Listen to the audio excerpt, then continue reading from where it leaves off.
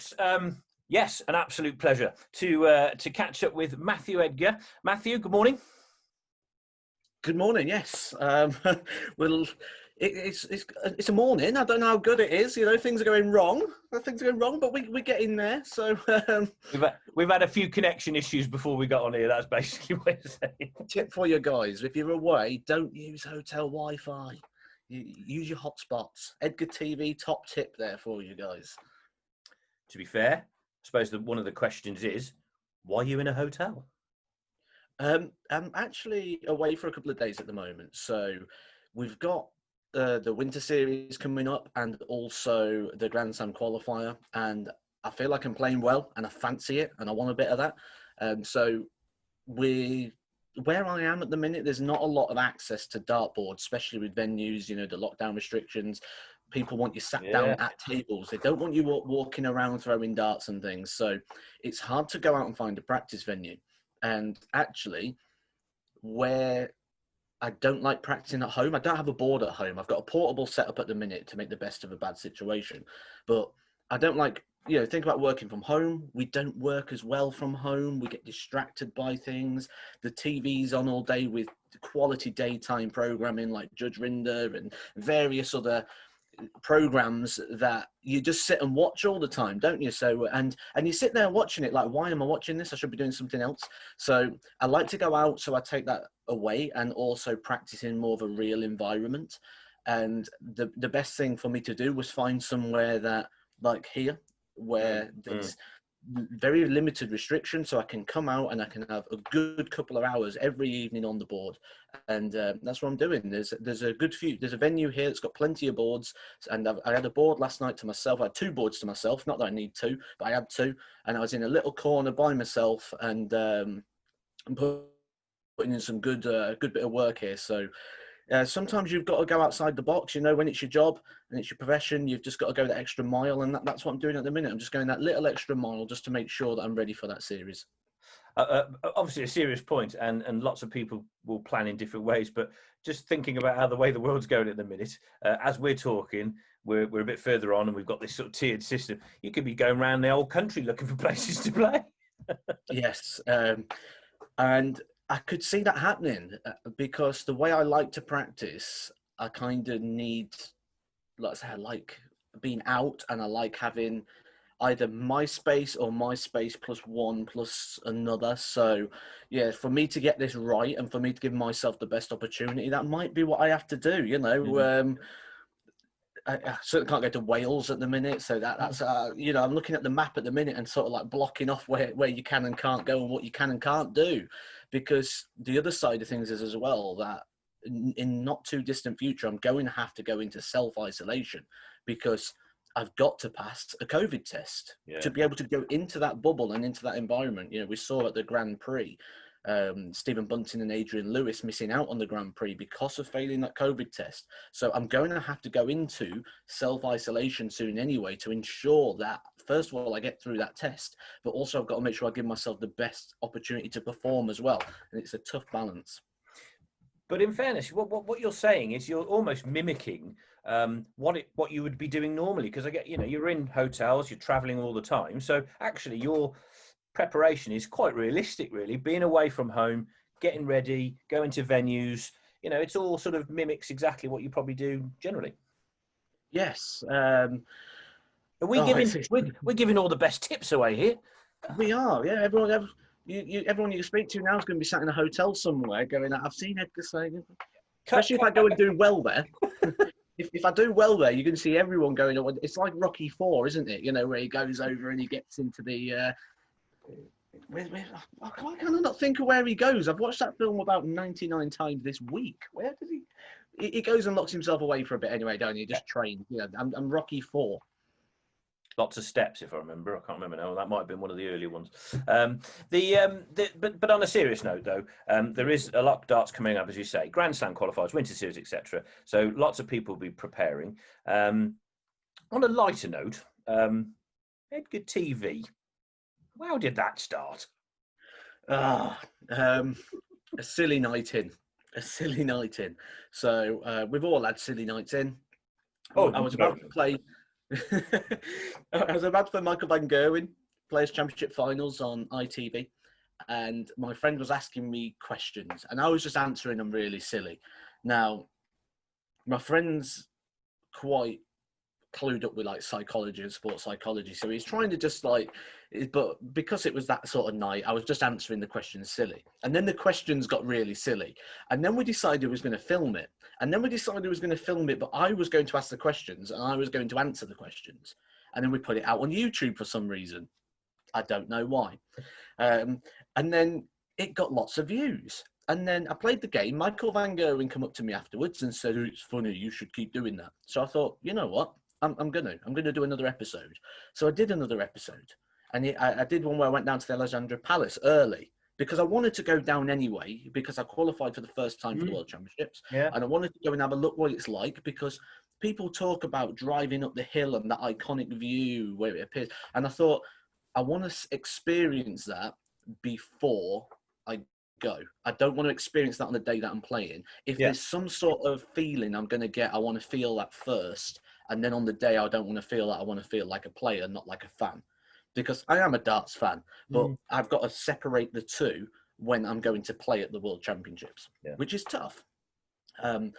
And so I went down there, filmed this episode, and again, that got picked up and it did really well. So I did another episode, but then when I did that third episode, I didn't have a clue about editing videos and things, and I was learning that. So I got excited about learning I like learning new skills.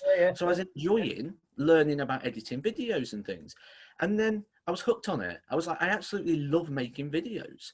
So, and I'm now at that point where it's become such a part of my life and I enjoy it that much that I like go in the shower and I'll come out the shower and I'm like, I've got a great idea for a video. And I just literally all the time, like we could just be walking around the shops and I'll just say to the missus, like, get your phone out, write this down. I've got an idea for a video. And it literally now is it's just a part of me now. I absolutely love doing it. It's something I just don't think I'd be without now. It's such a nice, like you said earlier, you know, with the time we spend in hotels, the time we're doing this, doing that, it gets a bit mind numbing. And this is like an escape for me, something I can do on top of that sort of escapes me from doing the same thing, the repetition. And ultimately it allows me to be me and to bring my character forward. Because until Edgar TV, I was very different. You know, I was trying to be someone I wasn't. I was trying to be the model professional. I was trying to do what people expected you to do or behave or act or say the things that people expect you to say. And then I thought, why not just be me? And Edgar TV allowed me to do that. So, yeah. Well, from a darts fan myself, we want people to be like themselves because that's half of darts is all about character. I mean, that's the whole point, I assume, that dart players have all their shirts and the name on the back and everything. It's about you as a person and character. If everybody becomes a sort of total robot, the game's going to be a bit dull, which is why I love darts, because it's just so every time a player comes on, they look different, the music's different, they play different. You don't want to all be the same, do you? No, exactly. And the thing is, it does take a bit of confidence and a bit of bottle to say, this is me. Yeah. Here I am. Because when you do that, ultimately, you open yourself then for people to judge or people to dislike. And naturally, people will always go to a negative because for some reason we respond to negatives. You know, you walk down the street in the morning and 20 people say good morning to you, and you'll probably feel hassled by the time the 20th person says good morning. Like, oh, really? You know, it's almost hassling to say, you know, like, think about a player does well and they get 100 messages on social media. 99 of them say, well done. People don't really touch up on that. But the one person who goes, oh, you was lucky, they get the response. And I think that's one of the things as well that we've got to look at. We've got to look at being more positive with things. Yeah. And I think that was the spin I wanted to put with Edgar TV as well, about to present the positivity of it. So, and it was almost as well to say, this is me. I'm not worried what you think too much. Yeah. If you like it, you do. If you don't, you don't. But some people, I don't think have got that in them at the moment. And that's ultimately where it needs to go, to have 128, 100% individuals who, like you say, when they go on stage, every single factor is different. And you look forward to a night, you know, you're not just watching it to watch quality darts. Or you go, oh, look who's on third. I want to watch that game. Oh, this game on second. Look at a pro wrestling card. It's a perfect example. You sit down to watch WrestleMania and you can pick out 4 or 5 points that you want to watch because that's a different part of the show. Even though it's still a wrestling match, it's still the same event. There's parts you want to watch more than others because who is involved in that. So there's 2 things I would ask you, actually, as we've touched on opening yourself up. I mean, one of the things that is, as you say, to do that, it can be risky. And as you say, you sort of leave yourself a little bit open, which I guess is one of the challenges for those that may have, we talk about mental issues and mental health.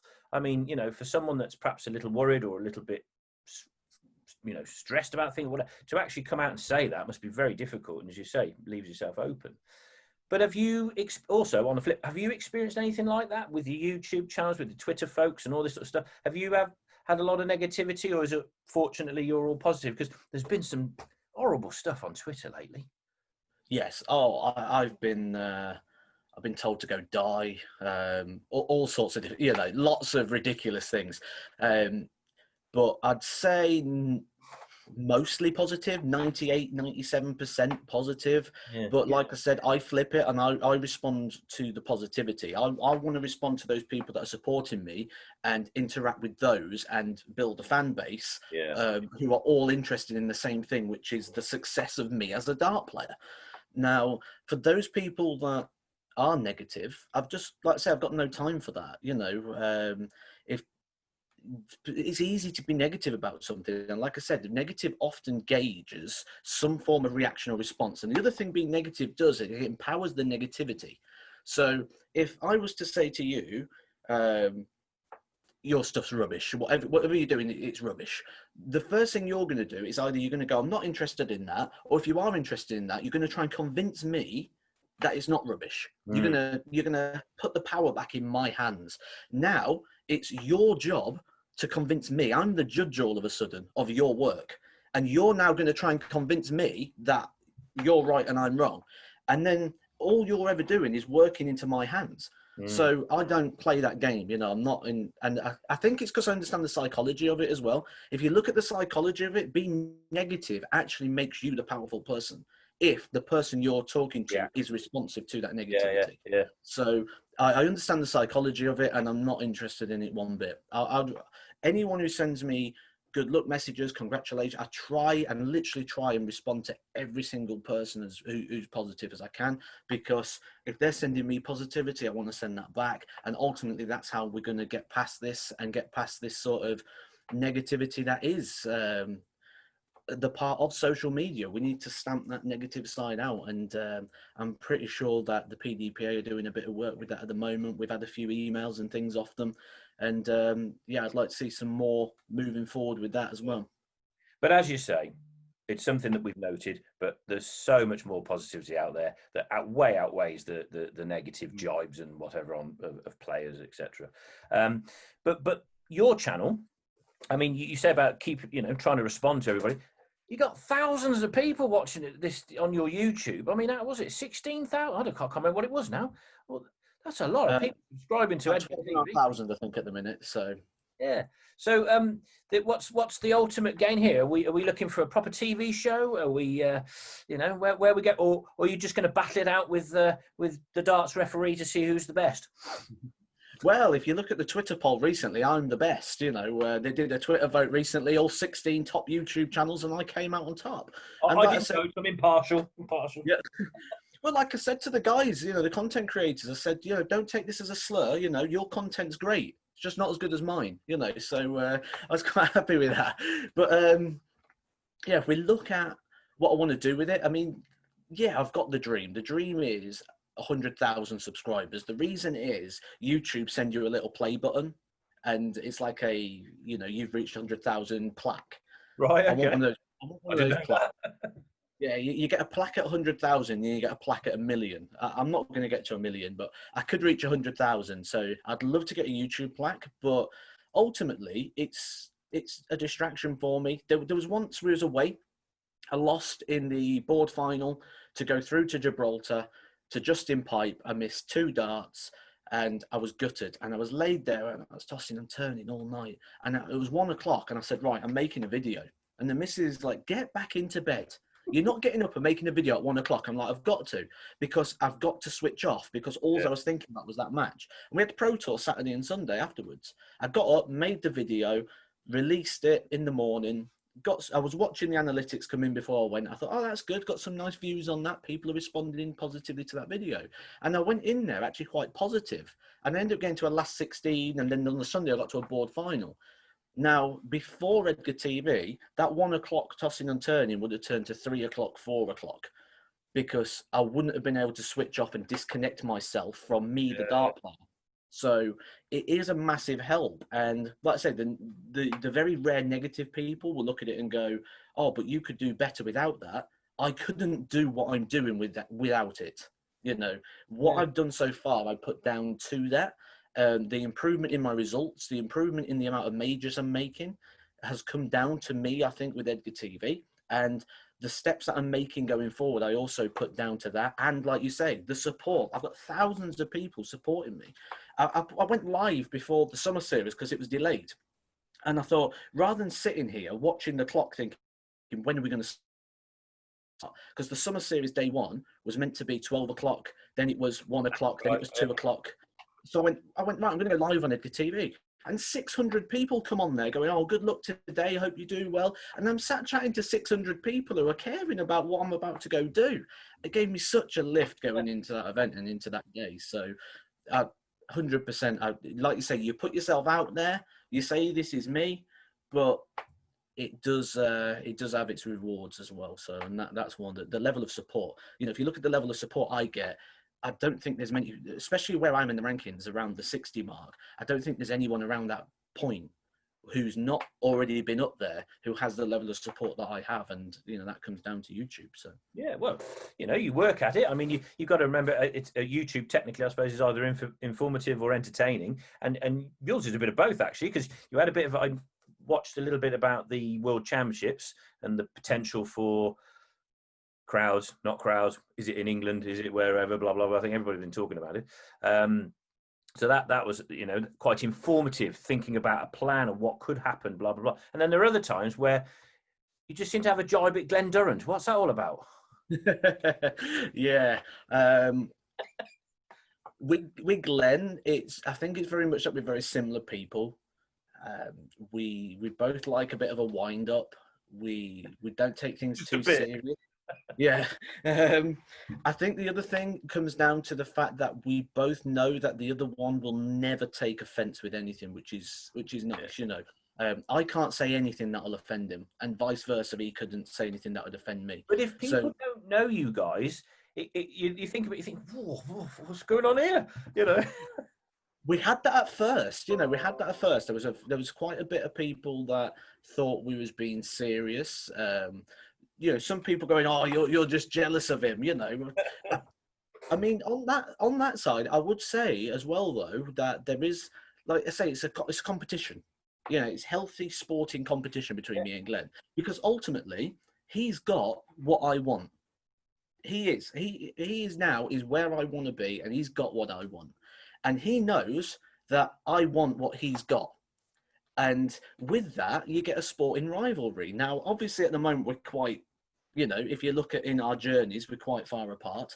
But ultimately, no big deal.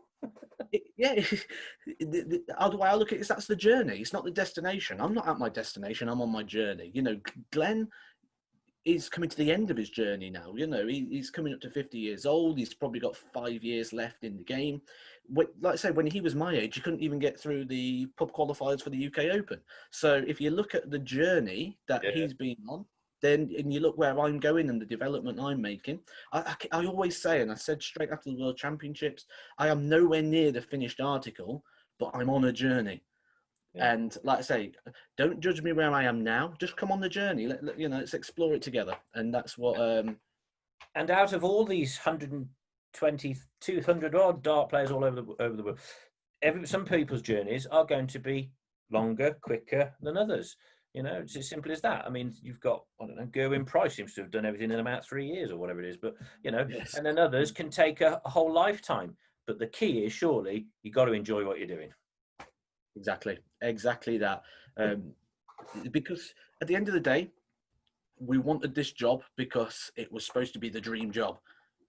If you're not enjoying it, Harry Ward, great example. Someone who's not enjoying it, he's said, this ain't for me.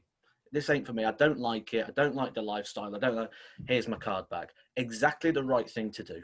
Because if you're not enjoying it, why put yourself through something just because it's somebody else's dream? You know, this is my dream.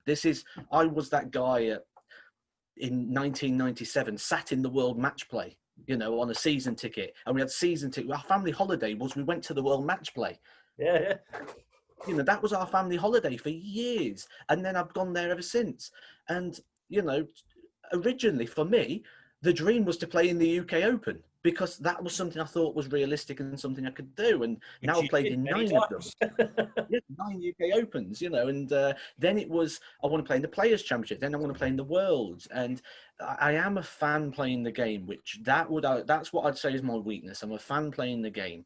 But where I feel I'm getting better is because with it, the people I looked up to, you know, I used to sit in Blackpool watching Ronnie Baxter and all these different players, and then you're playing against them. Now they're sort of coming away from it, that I'm actually finding now I'm playing with my own generation, that it's a bit more achievable and a bit more, I feel better doing it. I feel better playing my own generation of players, you know, rather than playing the generation beforehand that I looked up to. Well, it's my job to get the next generation, but in between that, the amateur system, and obviously one of the reasons we're talking to you is a little sort of working around the new MAD system that Steve Brown's created there, and thought was quite good is the fact that a lot of organisations just tend to do what they do and they channel themselves into the darts as they have done before. But MAD, Steve and his team seem to be embracing the social media, the YouTubing, the manufacturers. So, and you sort of going to help that, get involved, do a bit of stuff with them, or how's that going to pan out, do you think? Yes, definitely. I like what they're doing in the fact they're trying to get everybody involved under one umbrella. And that umbrella is darts. Darts is the most important thing. The most important thing isn't Steve Brown. The most important thing isn't this organisation or that organisation. The most important thing is the sport. And that's what the sport's needed for a long time. Now, I've seen this before because before I did this, I was coaching. I used to work like in football, and I used to go and help like local clubs. And you used to have the same things there. Local club with a committee that are driven by their own personal agenda, what they personally want it to look like. And they drive forward with that ethos. And the problem is what they different ways. Yeah, exactly. And the problem is normally he who commits the most time, or he who speaks the loudest, or he who puts a little bit of extra money into it normally gets the sway in which way the direction goes. And what gets forgotten about is all the people that want the success of that club, because that one person's personal agenda drives it forward. I think we've had this a bit in darts before, where we've had people, like you say, pull in different ways. I want this bit, I want that bit, I want this. These players have got to be contracted to this. These are contracted to that. They can't do this. You can't do that. And ultimately, it's the players that suffer. With what's coming forward and what I'm seeing and what I'm hearing about this, darts is the most important factor now. And with that, and with all these people pulling together, if everyone's pulling together rather than pulling their own ways, think of all the different skill sets that we've now got in this pot and in this mix. Rather than this person using this, we've got people with marketing skills, with promotional skills. These are things that the amateur game haven't had for a long time. But with these sort of skill sets coming in now, think of the sponsors that can now come into the amateur game, which then means the amateurs actually now can start generating income and generating earnings, which might mean actually outside of the PDC, we could start seeing more professional based players, or players that are ready to then come onto the tour at a professional level now. So it's exciting from a fan point of view, but as a player, stop doing it. You know, don't develop any more players. I don't want keep them away. Darts out. I just think it's marvellous. And the fact that, you know, I'm talking to you about it now is that we're already, and obviously we've got a slight problem, with the COVID situation. But generally speaking, the future is looking extremely rosy for the fan, for the amateur, for the professional, for the youngster, for the ladies. There's a lot, it's looking really good, and plenty of content for your Edgar TV. Exactly. All I ever want is more and more. More. Yeah, it makes it easy for me, don't it? The more bits and bobs that I get on there, and like you say, it's not just the professional side or the amateur side. We've got it coming through on all angles. Like I say, the JDC, some of the stuff that's coming through that is absolutely fantastic. The women's just had their women's series. That's only just passed this past weekend. There's all sorts of different bits and different angles now coming into it that, like you said, it now needs a homing umbrella of a overall seeing body, which looks like Mad Darts is going to be the way forward with everything they're pulling in and all the expertise and everything that is going to allow sort of this umbrella of talent that ultimately then will feed into the professional side of the game, which I think that link is what has been missing. We've had amateur bodies in the past, but they've tried to run as professional bodies rather than we're going to take care of this, you take care of that, and let's work together. And that is so refreshing that the UKDA, exactly that, is that they're happy to work with it. Look at me sounding me like I know what I'm talking about. They want to look after the counties and that, and then you got mad for. I just think that just hasn't seemed to have happened like that for so many years. So it's just great. Yes, definitely. I've got high hopes for how darts is going to be going moving forward. Especially for a player. When I was a young player, we had county youth and then nothing really. It was that, then chase the professional game. I think what we're getting now is like a tiered system or a laddering system. So you do this, then this, then this, and you can sort of build to that. There's no big leaps anymore. And I think that's where we've seen a lot of players with like a yo-yo effect over the years, where they go flying up, then flying back down again. Yeah. And I think that's because there's not really been a system where they can get this sort of foundation. And that is what's being put into place here. A young player now who picks up his darts, like my son's 12, and he's just decided that he likes darts all of a sudden. So he's got a dartboard and some darts. And I look at it and I think, you know what, if he actually started like playing and wanted to play, the roadmap that's available for him now is a lot more luxurious than like what it was in the past, which means there's progress being made already. And when you look at like we say, the journey and things, I know that with Mad Darts, with JDC, that it's so far away from what the big vision of the overall picture looks like, but yet still there's so much progress being made for the game. So it's quite exciting to see. Team effort, everybody has to chip in at some point and support and do that. But again, on a positive note, what a probably a good way to end our conversation, Matthew. It's been an absolute pleasure to talk to you. Give us an insight. What any exclusives? Anything coming up on Edgar TV before we go? Oh, I'm about to do one actually at the minute, and that is based on. I read social media, obviously I do, and there's talks about players performing with and without crowds. So is Michael van Gerwen not winning majors because there's no crowds there? Or are people winning events because there's no crowds? So what I'm going to do today, I'm putting that together. See, I'm in a hotel and I'm still making videos. So today what I'm going to do is I'm going to be putting together an episode that works on showing you the stats of key players with a crowd and the stats of key players without a crowd, to see if there's any legitimacy to that argument or if it's a load of nonsense. But I'll give you that answer on Edgar TV. So marvelous. Well, there's a great excuse for me to tune in. Magic. Thank you for that, and thanks for having a chat. No problems. Cheers. Thank you, and I'm sure I'll speak to you again soon. Lovely. Take care, mate. See you later.